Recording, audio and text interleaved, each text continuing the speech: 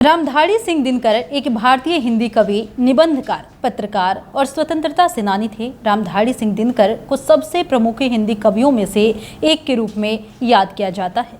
उन्हें वीर रास का सबसे महान हिंदी कवि माना जाता है और आज़ादी से पहले लिखी गई उनकी राष्ट्रवादी कविताओं ने उन्हें राष्ट्रीय कवि की पहचान दिलाई थी। दिनकर ने शुरू में भारतीय स्वतंत्रता संग्राम के दौरान क्रांतिकारी आंदोलन का समर्थन किया, लेकिन बाद में वह गांधीवादी बन गए। हालांकि वो खुद को बुरा गांधीवादी कहते थे, क्योंकि उन्होंने युवाओं में आक्रोश और बदले की भावनाओं का समर्थन किया था।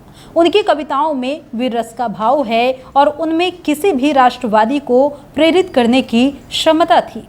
रामधारी सिंह दिनकर ने राष्ट्रीय भावनाओं से भरे क्रांतिकारी संघर्ष को प्रेरित करने वाली अपनी शक्तिशाली कविताओं के कारण अपार लोकप्रियता हासिल की। उन्हें राष्ट्र कवि के नाम से जाना जाता था।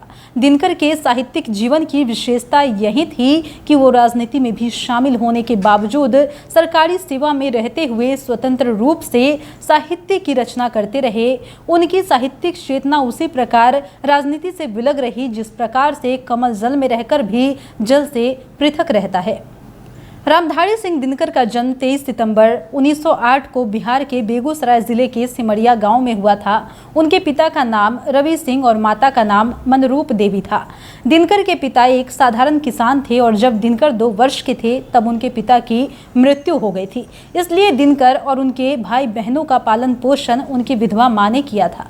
दिनकर का बचपन देहात में बीता, जहाँ दूर दूर तक फैली खेतों की हरियाली, आम के बाग और कंसास का फैलाव था।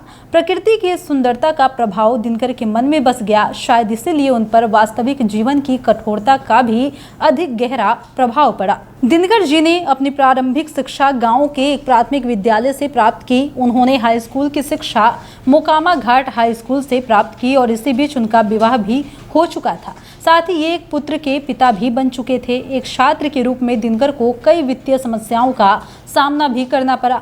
जब वो मोकामा घाट हाई स्कूल के छात्र थे तो शाम 4 बजे स्कूल बंद होने तक उनके लिए वहां पर रुकना संभव नहीं था, क्योंकि लंच ब्रेक के बाद उन्हें घर वापस जाने के लिए स्टीमर पकड़ने के लिए क्लास छोड़नी होती थी। वह हॉस्टल का खर्चा भी नहीं उठा सकते थे, इसलिए उन्हें क्लास को छोड़ना पड़ता था। एक छात्र के रूप में उनके पसंदीदा विषय इतिहास, राजनीति और दर्शन थे।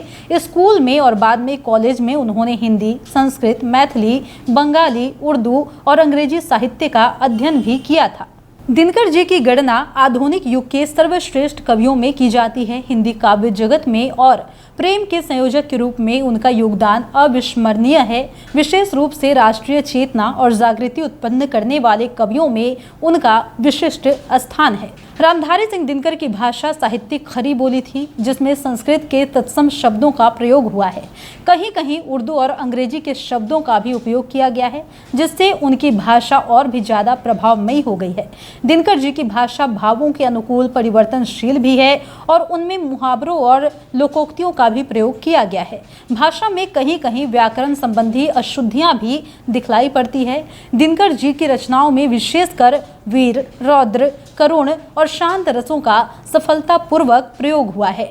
दिनकर जी के काव्य में तुकांत और अतुकांत दोनों प्रकार के छंद मिलते हैं। कुरुक्षेत्र में मात्रिक छंदों के साथ साथ वर्णित छंदों का भी अच्छा प्रयोग हुआ है। अलंकारों में उपमा, रूपक, उत्प्रेक्षा, अनुप्रास इत्यादि का विशेष प्रयोग किया गया है।